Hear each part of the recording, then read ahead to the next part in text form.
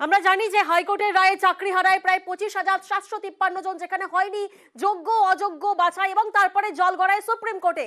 অবশেষে সুপ্রিম কোর্টে যোগ্য তালিকা, আরো একবার আপনাদেরকে জানিয়ে রাখি, সুপ্রিম কোর্টে আজ যোগ্য তালিকা প্রকাশ হয়, যেখানে 19,000, আরো একবার আপনাদেরকে জানিয়ে রাখি, 19,000 যোগ্য বলে দাবি এসএসসি।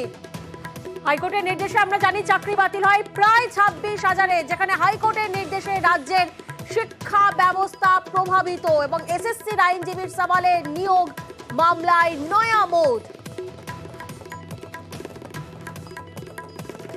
আমরা জানি যে হাইকোর্টের রায়ে প্রায় 26,000 নিয়োগ বাতিল হয় এবং যোগ্য অযোগ্য বাছাই সেক্ষেত্রে হয়নি, চাকরি হারা হন যোগ্যরাও এবং আদালতের নির্দেশে প্রভাবিত হয় রাজ্যের শিক্ষা ব্যবস্থা।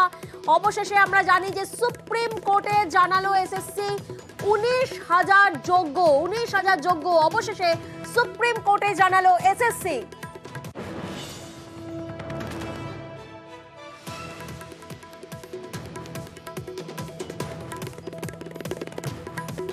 হাইকোর্টের নির্দেশেই বাতিল হয় 25,753 জনের চাকরি এবং সেখানে যোগ্য এবং অযোগ্যের বাছাই হয়নি, ফলে জল গড়ায় সুপ্রিম কোর্টে। প্রতিবাদে নামেন, আন্দোলনে নামেন চাকরি হারারা। আজ 19,000 যোগ্য বলে দাবি এসএসসির। আপনাদেরকে শোনাবো এর আগে 3রা মে কি বলেছিলেন এসএসসির চেয়ারম্যান। আমরা চেষ্টা করব মহামান্য সুপ্রিম কোর্টকে এটা আশ্বস্ত করতে যে এই তালিকা থেকে যোগ্য অযোগ্য বিভাজন করা সম্ভব। আমরা যেমন অযোগ্যদের একটা তালিকা দিয়েছিলাম, তেমনি ওই বিতর্কিতদের তালিকা আমরা অনারেবল সুপ্রিম কোর্টের কাছেও তুলে ধরব। তাদের ব্যাপারে এখনো পর্যন্ত কোনো অভিযোগ নেই, সে ব্যাপারেও আমরা একটা পরিসংখ্যান অবশ্যই দেব। যারা কোনো দোষী নন বা যাদের টেইন্টেড হিসাবে চিহ্নিত করা যাচ্ছে না, আমরা অবশ্যই তাদের পাশে থাকছি। আমরা শুনলাম 3রা মে এসএসসি চেয়ারম্যান বলেছিলেন যে আমরা অবশ্যই পাশে থাকছি এবং আজ 19,000 যোগ্য বলে দাবি এসএসসি। সুপ্রিম কোর্টে যোগ্য তালিকা, যেখানে আমরা জানি যে হাইকোর্টের নির্দেশে এই চাকরি বাতিল হয় 25,753 জনের, যেখানে যোগ্য এবং অযোগ্য চাকরি প্রার্থীদের বাছাই হয়নি। তারপরেই আমরা জানি যে জল গড়ায় সুপ্রিম কোর্টে। অন্যদিকে চাকরি হারারা তারা আন্দোলনে নামেন, তারা প্রতিবাদে নামেন এবং আজ সুপ্রিম কোর্টে 19,000 যোগ্য প্রার্থী দাবি এসএসসির। এসএসসির আইনজীবীর সওয়ালে নিয়োগ মামলায় নয়া মোড়।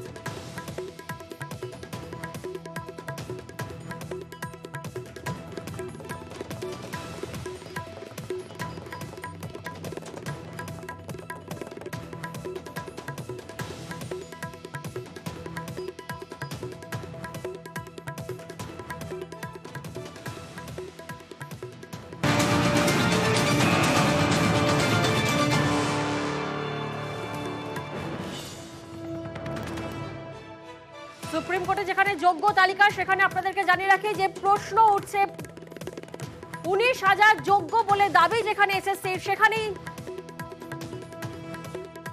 যোগ্য অযোগ্যের বিভাজন কিসের ভিত্তিতে প্রশ্ন উঠছে। এসএসসির কাছে কি তথ্য আছে? এসএসসি কে প্রশ্ন সুপ্রিম কোর্টের প্রধান বিচারপতির।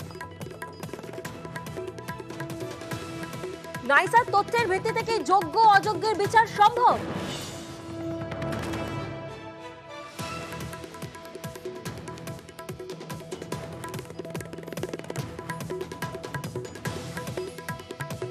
নাইসার তথ্যের ভিত্তিতেই কি অযোগ্যদের তালিকা হাইকোর্টে, যোগ্যদের তালিকা হাইকোর্টে?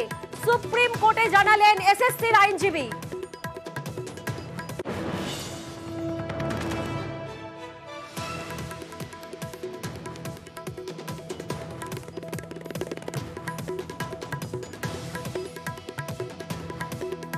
এসএসসি কে প্রশ্ন সুপ্রিম কোর্টের প্রধান বিচারপতি, যেখানে নাইসার তথ্যের ভিত্তিতে যোগ্য অযোগ্য বিভাজন সম্ভব। নাইসার তথ্যের ভিত্তিতেই অযোগ্যদের তালিকা হাইকোর্টে, যেখানে সুপ্রিম কোর্টে জানালেন এসএসসির আইনজীবী। যোগ্য অযোগ্য বিভাজন কিসের ভিত্তিতে? এসএসসির কাছে কি তথ্য আছে? এসএসসি কে প্রশ্ন সুপ্রিম কোর্টের প্রধান বিচারপতি, যেখানে নাইসার তথ্যের ভিত্তিতে যোগ্য অযোগ্য বিভাজন সম্ভব। নাইসার তথ্যের ভিত্তিতেই অযোগ্যদের তালিকা হাইকোর্টে, সুপ্রিম কোর্টে জানালেন এসএসসির আইনজীবী।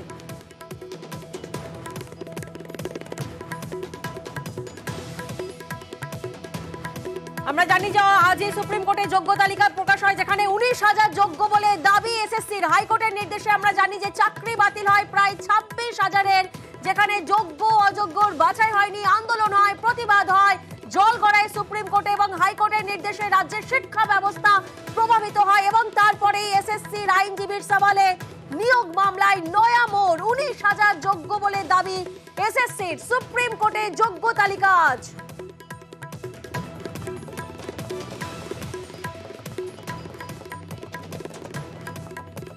এবং এরপরেই প্রধান বিচারপতি তিনি প্রশ্ন করেন যোগ্য অযোগ্য বিভাজন কিসের ভিত্তিতে। তিনি প্রশ্ন করেন এসএসসির কাছে কি তথ্য আছে।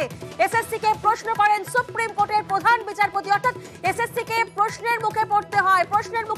ঠিক কোন কোন প্রশ্নের, যে এসএসসির কাছে কি তথ্য আছে এবং যোগ্য আর অযোগ্য যে বিভাজন হলো সেই বিভাজন কিসের ভিত্তিতে হলো। এবং তার পাশাপাশি সুপ্রিম কোর্টে জানালেন এসএসসির আইনজীবী যে নাইসার তথ্যের ভিত্তিতে যোগ্য এবং অযোগ্য বিভাজন সম্ভব। নাইসার তথ্যের ভিত্তিতেই অযোগ্যদের তালিকা দেয় হাইকোর্ট।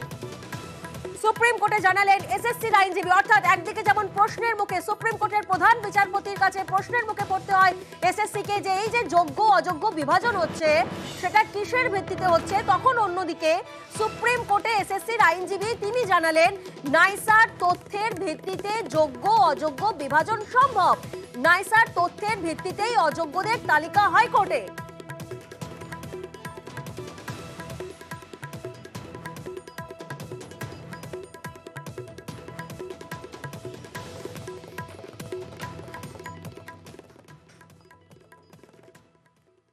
একদিকে 19,000 যোগ্য তালিকা সুপ্রিম কোর্টে প্রকাশ হচ্ছে, তখনই অন্যদিকে সুপ্রিম শুনানি নিয়ে কি বলছে চাকরিহারারা। মঞ্চ থেকে সরাসরি রয়েছেন আমাদের প্রতিনিধি রনক। চাকরিহারারা তারা কি বলছেন, তারা কিভাবে দেখছেন এই রায়কে?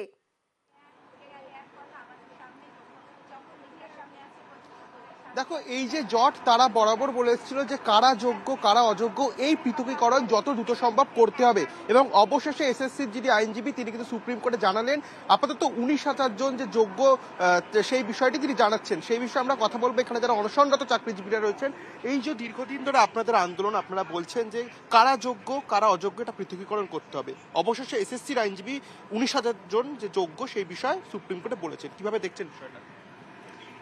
দেখুন, এসএসসি কে তো একদিন না একদিন সত্যিটাকে স্বীকার করতেই হতো। এটা যে কেন ওনারা হাইকোর্টে স্বীকার করলেন না, যখন হাইকোর্ট বারবার তথ্য চেয়েছিল এসএসসির কাছে, সেটা যদি তখন তথ্যটা দিয়ে দিতেন তাহলে আজ এত এই সুপ্রিম কোর্ট অবধি জল গড়াতো না।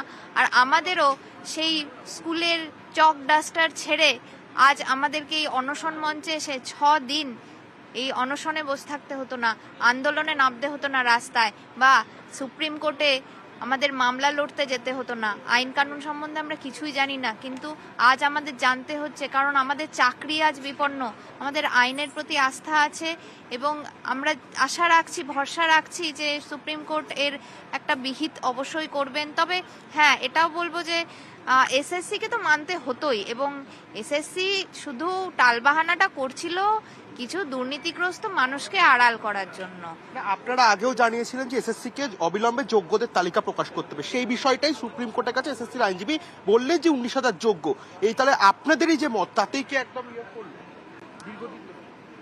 সেটা দেখুন, সেটা তো অবশ্যই একটা, তো এই আন্দোলন আমাদের যে এত বড় আন্দোলন, 19,000 যোগ্য যে বলেছেন, যদি এই 19,000 যোগ্য এটাই সত্য হয় তাহলে বলবো এই 19,000 সংখ্যাটা কিন্তু নেহাত কম নয়। শুধু 19,000টা মানুষ নয়, 19,000 পরিবারের সঙ্গে যুক্ত, যারা চাকরি খুঁজেছিল, যাদের মাথায় আকাশ ভেঙে পড়েছিল 22 এপ্রিলে হাইকোর্টের রায়, 19,000 পরিবার দিশেহারা হয়ে পড়েছিল।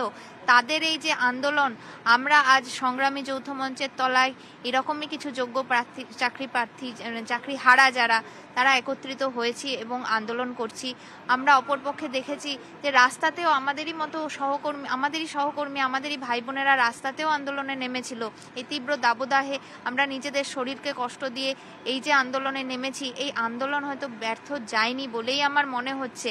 আজকে এসএসসি আর যাবে কোথায়? এসএসসির দেওয়ালে পিঠ ঠেকে গেছে, হাইকোর্টে ধাক্কা খেয়ে এসছে, সুপ্রিম কোর্টে গিয়ে তার মুখ পুড়েছে। ওকে তো একদিন স্বীকার করতে হবে যে দুর্নীতির পাহাড় আর মিথ্যের পাহাড় বেশি দিন এই মিথ্যের পাহাড় থাকবে না, একদিন ঠিক খসে পড়বে। সত্যকে প্রতিষ্ঠা করতেই হবে। সুপ্রিম কোর্টে আপনাদের শুনানি এখনো চলছে, তা দেশের সর্বোচ্চ বিচার ব্যবস্থার প্রতি এখনো আস্থা রাখছেন? অবশ্যই। দেখুন, ভারতীয় বিচার ব্যবস্থা কোনোদিনও এটা বলে না যে যে এটাই বলে যে 10টা মানে দোষী যদি ছাড়াও পেয়ে যায়, একটা নির্দোষ যেন শাস্তি না পায়। আমাদের সঙ্গে সেটাই হয়েছে। আজ যে এসএসসি বলেছে 19,000 যোগ্য, আমি ধরে নিলাম 19,000-এর কথা, আর আগে একটা সংখ্যা শোনা গেছিল 5,000। সেই 5,000-ই যদি অযোগ্য হয়, আচ্ছা বলুন তো কি দোষে এই 5,000-এর জন্য 19,000 পরিবার দিশেহারা হয়ে যাবে? আর শুধু 5,000-ই দোষী বলবো না, যারা দুর্নীতি করে চাকরি নিয়েছে, অর্থাৎ এই ওএমআর দুর্নীতি বা বলুন এই র্যাঙ্ক জাম্পিং, এইগুলো করে যারা দুর্নীতির আশ্রয় নিয়ে চাকরির সুযোগ নিয়েছেন, তারা তো দোষী অবশ্যই।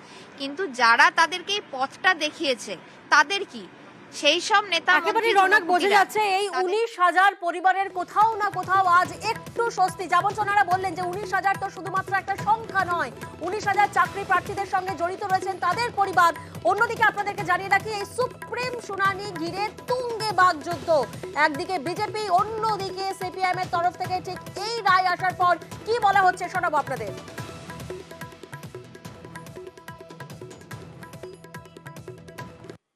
এতদিন পরে তালিকাটা দিচ্ছেন, এতদিন ধরে প্রতারণা করলো কেন? হাইকোর্টকে কি তারা যোগ্য বলে মনে করছিল না উত্তর দেওয়ার জন্য? হাইকোর্টে তারা এটা সাবমিট করেনি কেন? আর কিসের ভিত্তিতে যোগ্য বলছে সেটাও তো কোর্টের কাছে ক্লিয়ার করতে হবে। আমরা যোগ্য যারা চাকরি প্রার্থী ছিলেন, যাদের নিয়োগ হয়েছিল কোর্টের নির্দেশে, এই সমস্ত কেসে আমরা তাদের বিরুদ্ধে, আমরা তাদের সঙ্গে আছি। কিন্তু একটা তো সামান্যতম স্বচ্ছতা থাকবে, সেটাও তো নেই, না রাজ্য সরকারের কাছে না পরিষদের কাছে, কারোর কাছেই নেই। প্রায় কান ধরে উদ্বোস করাবার মতো উদ্বোস করাচ্ছে যে কি করে ওএমআর শিট একটা জালি কোম্পানিকে দেওয়া, কি করে প্যানেল এক্সপায়ারের পরে চাকরি হল। এবং সুপ্রিম কোর্টের অবজারভেশনে স্পষ্ট হয়ে গেল, সারা ভারতবর্ষে নিয়োগ প্রক্রিয়া এরকম অসভ্যতা এবং অপদার্থতা কেউ কখনো দেখেনি। এতে আমাদের রাজ্যের মুখ পুড়ছে। যারা বেআইনি তাদের বাতিল করতেই হবে, কিন্তু যারা যোগ্য তাদের চাকরি যেন কোনোভাবে বাতিল না হয়, খারিজ না হয়, এটাকেও নিশ্চিত করতে হবে। রাজ্য সরকারের অপরাধের জন্য যোগ্যরা কেউ যেন বঞ্চিত না হয়। এই মুহূর্তে তৃণমূল নেতা জয়প্রকাশ মজুমদার আমাদের সঙ্গে রয়েছেন। জয়প্রকাশ বাবু, আজ সুপ্রিম কোর্টে যোগ্য তালিকা দেওয়া হয়ে দিয়েছে এসএসসি, অন্যদিকে বিরোধীরা বলছেন তাহলে কি হাইকোর্টকে যোগ্য বলে মনে করেনি এসএসসি? প্রশ্ন তুলছেন, স্বচ্ছতা নিয়ে প্রশ্ন তুলছেন বিরোধীরা, কি বলবেন? দেখুন, বিরোধীরা যে প্রশ্ন করছেন সে প্রশ্ন তারা এর আগেও করেছেন, এবং আসল যখন জিজ্ঞাসাবাদ বলুন বা শুনানি বলুন, প্রত্যেকের পক্ষ রাখছেন, আগে হাইকোর্টে, তারপর এখন সুপ্রিম কোর্টে। এখন তার বাইরে এই বিজেপির একজন, সিপিএম এর একজন একসঙ্গে এক গলায় এক সুরে এক কথা প্রশ্ন করার তো দরকার নেই বা প্রয়োজনীয় নেই। সব থেকে বড় কথা, এসএসসি বলেছেন যে কিছু বেআইনি নিয়োগ হয়েছে, অবৈধ নিয়োগ আছে এবং সেটা আলাদা করা সম্ভব। সুপ্রিম কোর্ট সেটা শুনছেন। হাইকোর্ট সেই বৈধ অবৈধ সব একসঙ্গে করে মাথা কেটে বাদ দিয়ে দিয়েছেন, যেটা আজকে সওয়াল জবাবে বা আজকে শুনানিতে উঠে এসছে।